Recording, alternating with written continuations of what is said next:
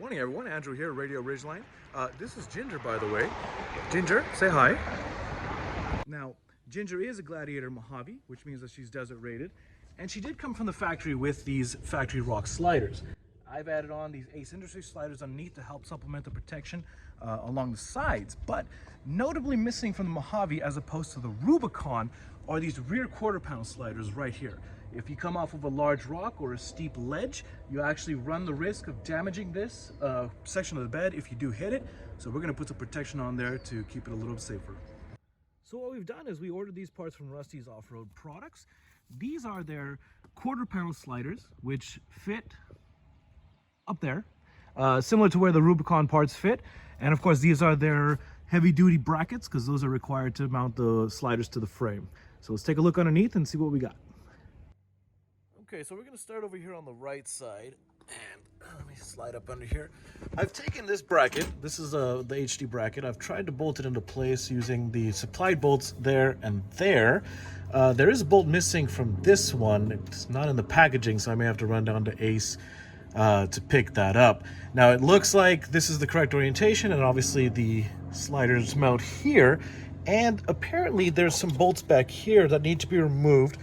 There was a bracket here as well that I just pulled out, and I guess the sliders mount onto that. But when I tried to slide it into place, tried to test fit it, it looks like there's some interference from the bumper here, so I may end up cutting this bumper. But I'm going to try to fit it in one more time to confirm before I do anything. You know how they say, measure twice and cut once. So we'll take a look. All right, so let's do that test fit. We've obviously got about a good 1.5 inches further back that this needs to go, but this tab right here is interfering with the bumper. So I think what I'll do is mark that off, cut out a notch, that way I can slide it back up to those mounting points in the back there.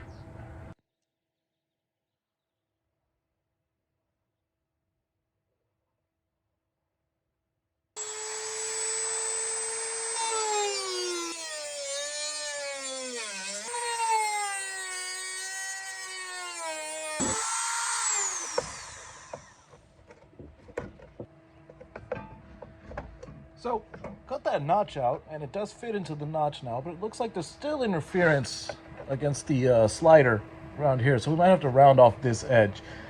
This might be because I'm using the plastic bumper instead of the Rubicon bumper. I guess the Rubicon bumper already has a cutout here, but we'll go ahead and make that cut and see if we can get it to fit.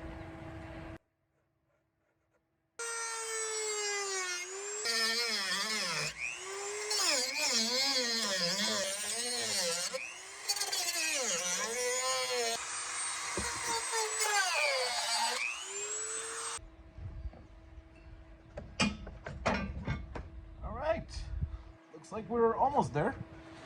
Almost there. It needs to go up a little bit higher to mount up, but it looks like it does meet here. So, looks like we're good to go.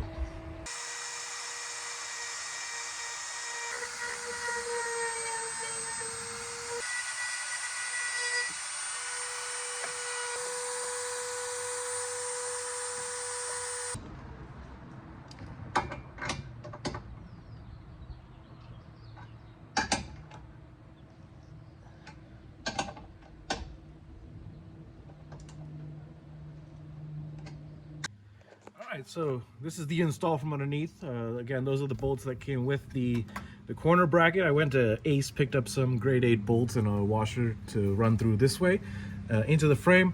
I believe that the original setup has a bolt that runs all the way through this, but you know, I don't have that housing here, so I figured I'd just get a short bolt and run it in there.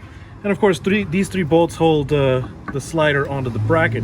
There were supposed to be 2 bolts back there, but I couldn't get them lined up. I don't know if I needed to cut some more or why I couldn't get them lined up, but the openings looked to be a little bit lower than the receivers for the bolts, so I couldn't get it done. And of course, it's hanging down a little bit behind the bumper. I don't know what kind of interference that potentially could cause, but slider's on. It looks good. Let's take a look from the outside. All right, so that's it. I like it. Clean look. It's got the round tubing just like my Ace sliders, so it seems to fit in with the body style, and you know, hopefully it keeps the bed off of some rocks. We'll have to get it on the trail and try it out. Hopefully we'll see you then.